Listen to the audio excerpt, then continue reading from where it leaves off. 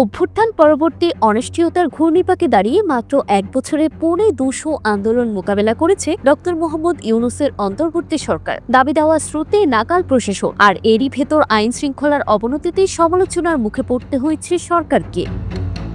গত বছরের ৭ই আগস্ট নেতৃত্ব শূন্য দেশের হাল ধরেন নোবেলজয়ী অর্থনীতিবিদ ডক্টর ইউনূস। আশার আলো হয়ে দায়িত্ব নিলেও শুরু থেকেই তার সামনে হাজির হয় নানা দাবির ঝড়। রিকশাচালক থেকে শিক্ষক, চিকিৎসক থেকে বিসিএস প্রার্থী, আনসার থেকে বিডিআর, প্রায় প্রতিদিনই রাস্তায় নেমেছে কোনো না কোনো সংগঠন বা পেশাজীবী গোষ্ঠী। কখনো কলেজকে বিশ্ববিদ্যালয়ে রূপান্তরের দাবি, কখনো আবার বিশ্ববিদ্যালয়ের নাম বদলের আন্দোলন। বিচিত্র সব দাবিতে নাকাল হয়ে পড়েছে সরকার। একটি সমাধান দিতে না দিতে হাজির হয়েছে নতুন আরেকটি ইস্যু।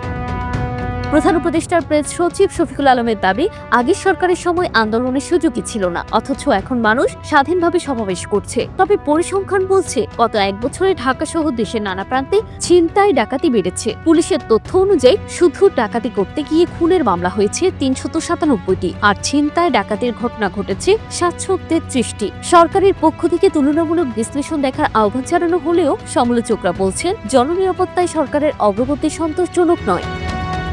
বিশ্লেষকদের মতে পুলিশের ভাঙা মনোবল, ফ্যাসিবাদের রেখে যাওয়া আমলাতান্ত্রিক কাঠামো এবং শুরুতেই স্বরাষ্ট্র উপদেষ্টা পরিবর্তনের ঘটনা সব মিলিয়ে আইন শৃঙ্খলা পরিস্থিতি সামলাতে হিমশিম খেয়েছে সরকার। উন্মুক্ত বিশ্ববিদ্যালয়ের উপাচার্য ডক্টর দিল রওশন জিন্নাতারা নাজনীন মনে করেন, পুরনো প্রভাবশালী লোকেরা দায়িত্বে থাকায় পরিবর্তন আসতে সময় লাগছে।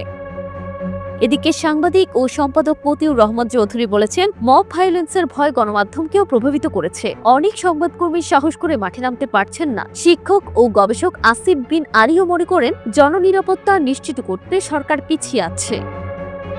এর মধ্যে মাইলস্টোন বিমান দুর্ঘটনায় সমন্বয়হীনতা এবং স্বাস্থ্য উপদেষ্টার নিষ্ক্রিয়তার সমালোচনার মুখে পড়েছে সরকার। এক বছরের শেষ প্রান্তে এসে তাই প্রশ্ন উঠেছে, ২৫০ আন্দোলন সামলানো কি সরকারের সাফল্যের প্রমাণ, নাকি নিরাপত্তা ব্যর্থতার অজুহাত?